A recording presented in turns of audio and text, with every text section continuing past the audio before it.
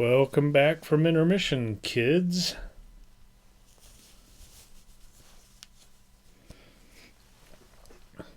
So I went outside earlier and the neighbor's dog, my next door neighbor's dog, was like here in the yard. And hi, Casey.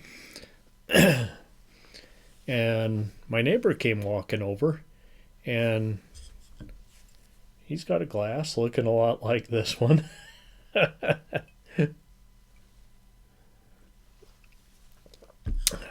And we're shooting the shit for a little bit. Well, what are you drinking, buddy? Pendleton. On ice. Not a bad choice. I'm out of Pendleton right now. And what do I have? Oh, I have that delicious Crown Royal Northern Harvest Rye, which we're only going to use in Manhattans. So, I got my own twist. This is the one whiskey that I absolutely won't mix with anything but ice. Lafroig.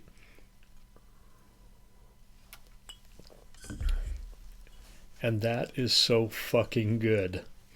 So we buy the J&B, we buy the Dewar's, we buy whatever else to make Scotch cocktails. But when we buy that 10-year-old Lafroig for $60, yeah, only ice goes in there. Okay, welcome back. Let's get on with the fucking show. I don't even know what to say to him. We've moved from amazing to astounding. Look there. You can see that watermark a little bit, but I'm pretty sure this poster would be in the public domain like the movie, and anyone can print it and sell it. Either way, if you're pissed at me, I'll edit it out. It's a movie poster. It goes with the fucking movie. The Astounding She-Monster.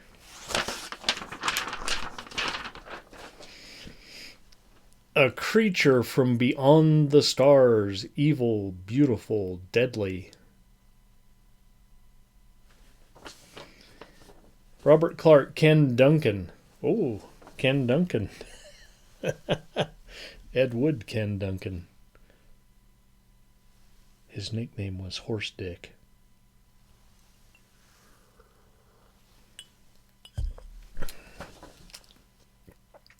Marilyn Harvey, Gene Tatum, Ewing Brown, Shirley Kilpatrick, Hollywood International.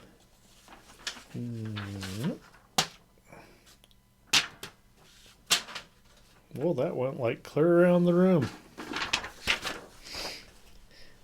1958, American International distributed this. It's a Ronnie Ashcroft production, directed by Ronnie Ashcroft. A platinum blonde heiress is kidnapped by some stereotypical rogues. I mean, like, yeah, the gangsters you saw in like every movie leading up to 1957. Probably even... Was it The Violent Years? Or maybe Jailbait. I'm not sure. Anyway, they head out to the desert, seemingly to hide out and collect their ransom. Unfortunately for them, the night before, this meteor came streaking across the sky and crashed right there. And aboard it was this shapely blonde... in a skin-tight silver suit. Yeah, it's really something to see. She kind of glows, and yeah, she dances towards apparently she is so radioactive that she causes waves on the film stock. I don't know if I'll be able to emulate that for you with my limited technology here. I got what iMovie provides, okay?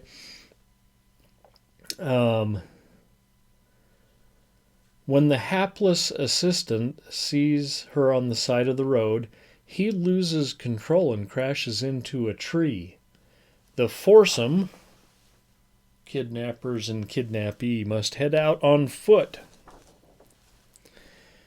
They happen upon the cabin of a local geologist, and when they discover his Jeep has no headlamps, they decide to hide out there for a spell. The lady kidnapper gets loaded on the sauce. Hold on. I need to get loaded on the sauce.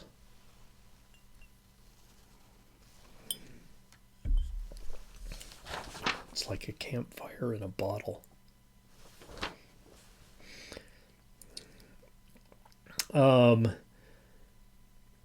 And hapless there, the assistant that crashed the car, sees the mysterious wavy woman through the window.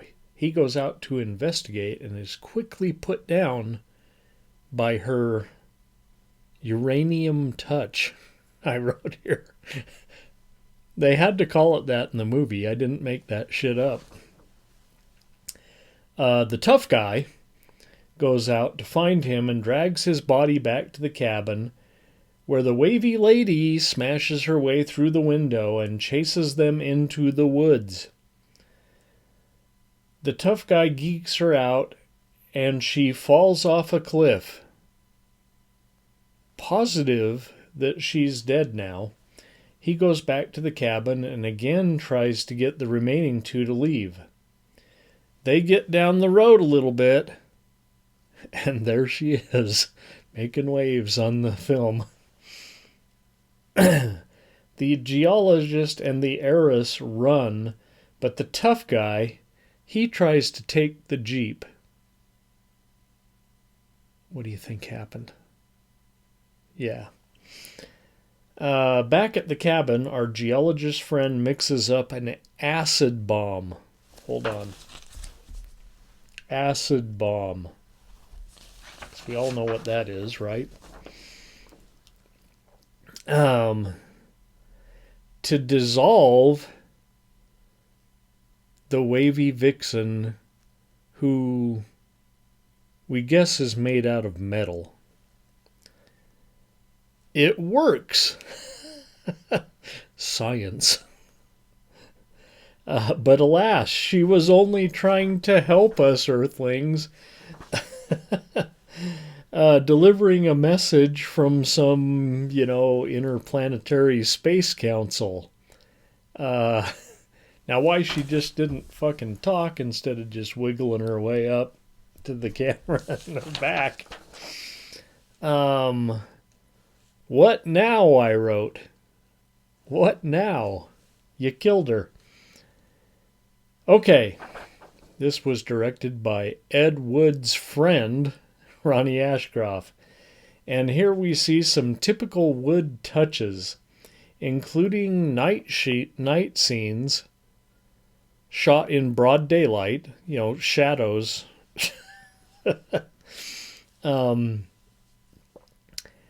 And plenty of stock footage. Every time we could, we used some stock footage.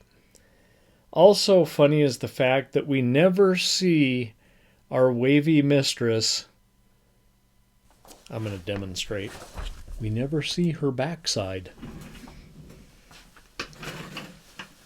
So she'll kind of like up to the screen, and then when she leaves,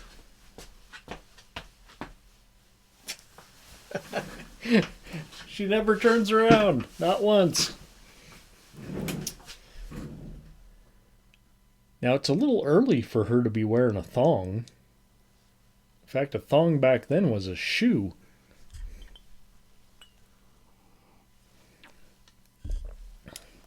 But maybe the MPAA took exception to her slinky little silver suit and her butt showing.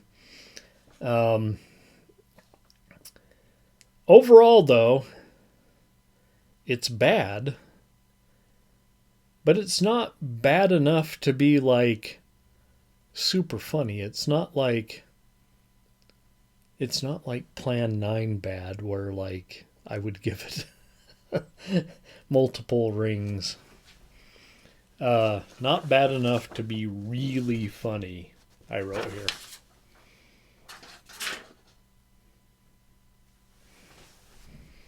Two. Oh, there's the balloons. We get balloons every time we got a 2-ring picture. Actually, I don't think we did last time. So there you have it. It's a 2-ring circus on feature 2. The Astounding She Monster. I'm going to have to spell that 50 different ways. Oh, pardon. Hyphen, unhyphen, to have you be able to find it on YouTube. Okay. Percival, are you going to help me pick a movie? Or am I on my own this week?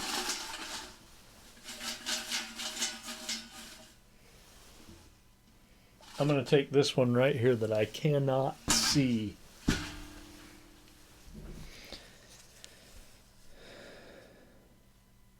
And we'll be black and white again. I think we're black and white this week.